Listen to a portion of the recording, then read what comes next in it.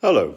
In 1854, I think, the siege of Sevastopol took place. It was the climax of the Crimean War. It lasted from 1854, from October 1854 until September 1855.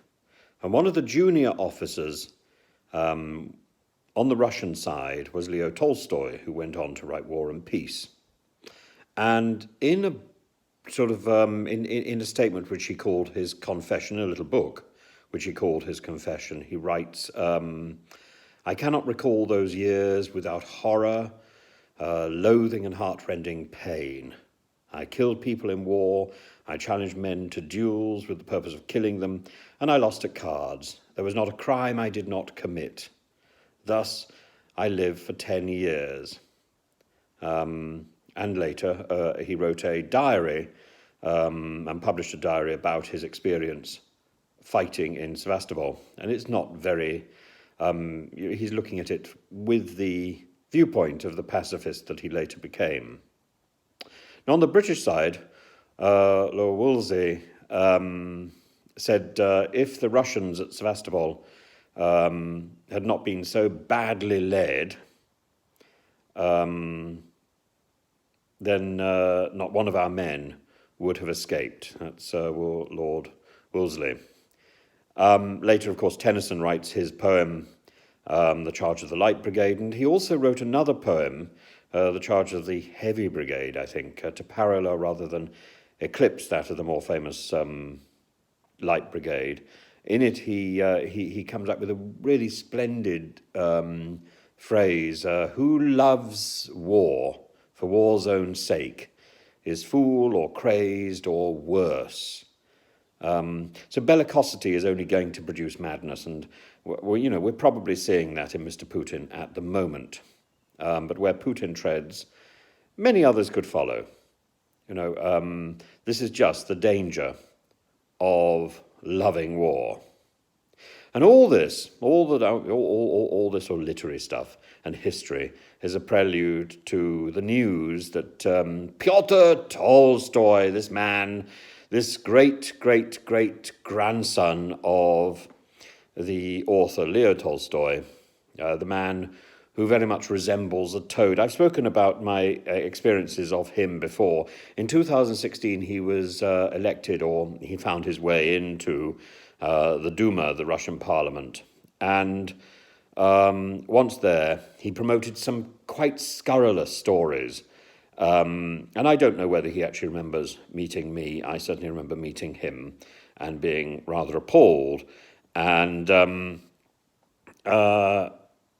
today, he's reported as giving an interview to, I think, an Italian newspaper.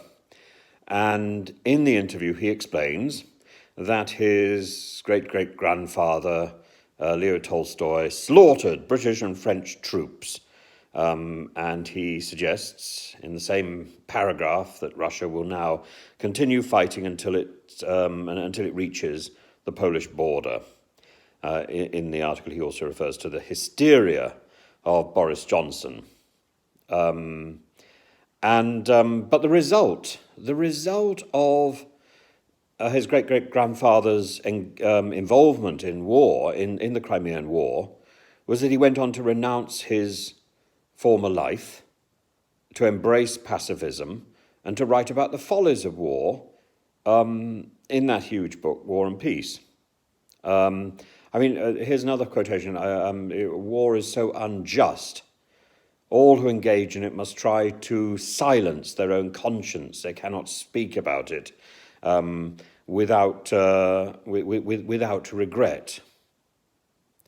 And something else I think he fails to fully reflect on is his great-great-grandfather might have been present as a junior artillery officer at the Battle of Sevastopol.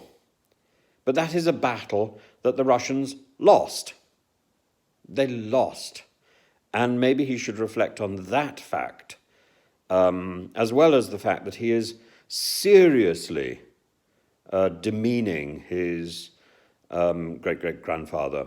To put this in further context, I came across him after he had put forward some extraordinarily anti-Semitic views, suggesting that Jews were desecrating Russian churches, complete and utter and arrant nonsense. And he then decided that he would be better off peddling the anti-gay lobby and hitching a ride on Putin's rather awful law about promoting a conventional lifestyle. And this at the time carried with it a very modest fine. So you weren't allowed to talk about anything that was remotely connected to LGBTQ plus to anybody who was under the age of 18.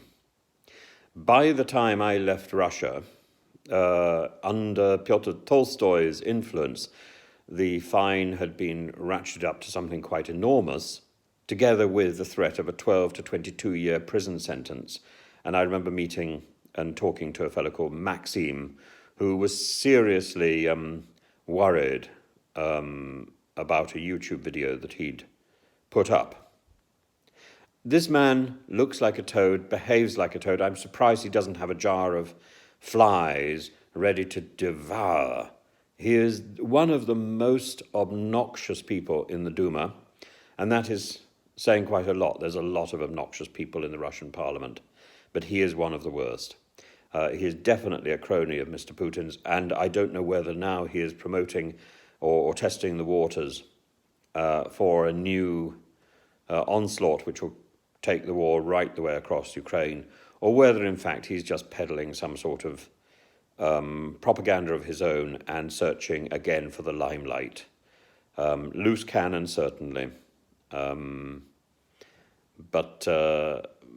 But yes, a very, very dangerous and worrying man who unfortunately is often given the time of day. I think possibly I've already said too much about him. I'm dignifying him with even these comments. But yeah, sometimes one wants to collect toads. I remember when I was a schoolboy, I used to collect toads and put them in my desk.